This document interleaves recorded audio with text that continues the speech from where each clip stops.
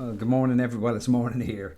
We're going to do one of the more obscure ones. This is Deviation from Obscure Alternatives.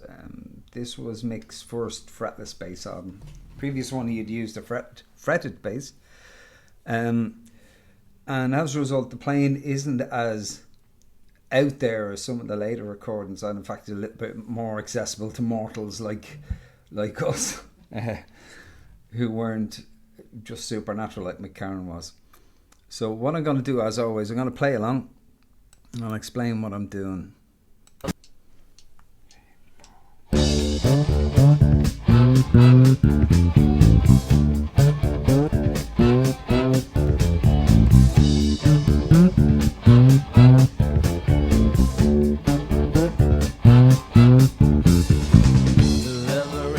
Okay, I'll start by telling you what it isn't, which will actually make sense. When, more typical bass players, or, people maybe who have done a bit of study or come up playing ordinary stuff, you'd be more inclined to play that here. It's in D. But that's not what he's doing. He's using this open D string as this hopping off point to get up and down the neck. It would have been very visual to see him do it live. I'm not aware of any video. If there's a video out there, please let me know. So what he's actually doing, we'll do it this way. He is playing an open D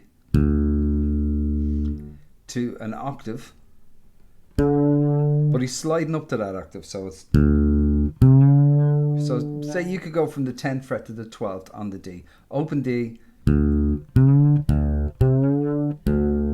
Okay, so open D, slide from the 10th fret to the 12th fret, and then let off the open D again. So you get 1.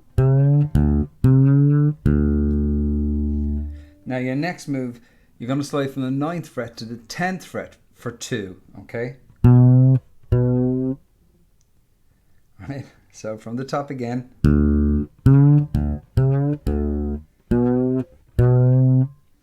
Okay, now this next chunk, there's two versions of it, and I'll explain the first one. So open D, 3rd fret on the D, open D, open A to the 3rd fret on the A. So ba ba ba ba ba. So from the top.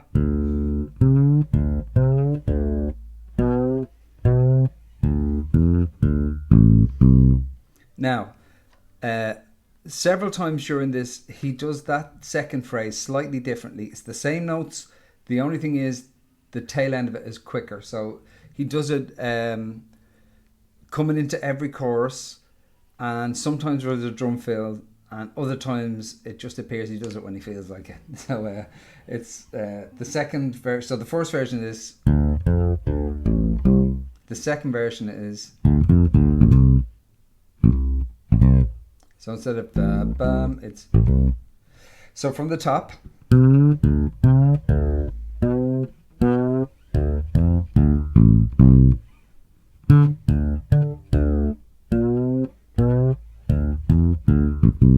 Okay, and you always start with the open D. Sorry, I didn't on the second part there. Okay, now that's the first part. Sometimes, and I made a list of when they are because they're really random. Hang on, I'll pull up my list of when these things are. Right, so at 10 seconds, 15 seconds, 22, 33, 42, 109, 124, 127. He does it like this. Okay.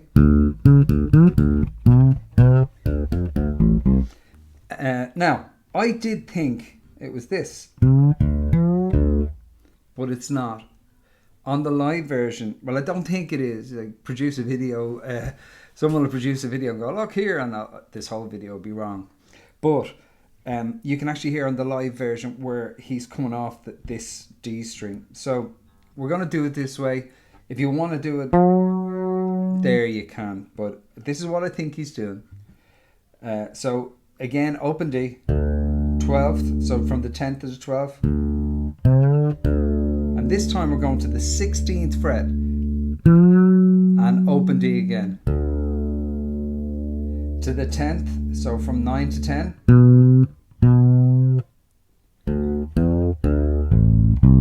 Okay, so again, I'll do that part slow.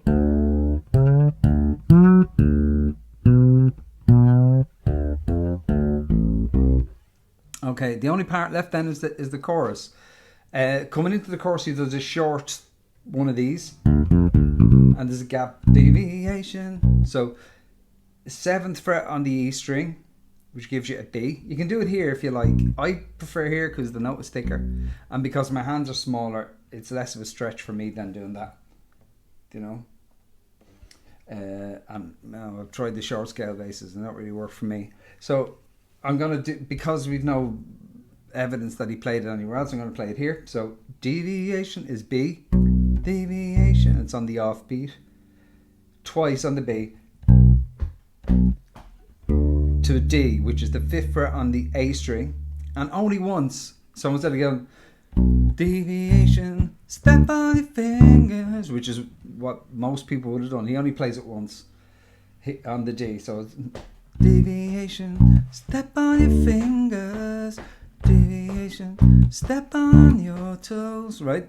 There's 3 of those, and then the last one comes and goes. He goes from the D to a C sharp. So from the 5th fret on the A string to the 4th fret, comes and goes, and sometimes he slides up. Okay, the only one of those that's different is the very last one, just before he says we go. Deviation, we go, which is timing wise is slightly different. You'll get it from listening to the record, but he's playing an octave up from this D. Now he could be playing it here on the 7th fret of the G string, but where I think he's playing it is here, which is the 12th fret on the D to the 11th fret on the D. And the reason I think he's doing it there is I've listened to it a few times. They are the same notes, but playing them on the different string gives them a different tone. This is thinner, and I think it's here, just from the thickness of the tone of that note.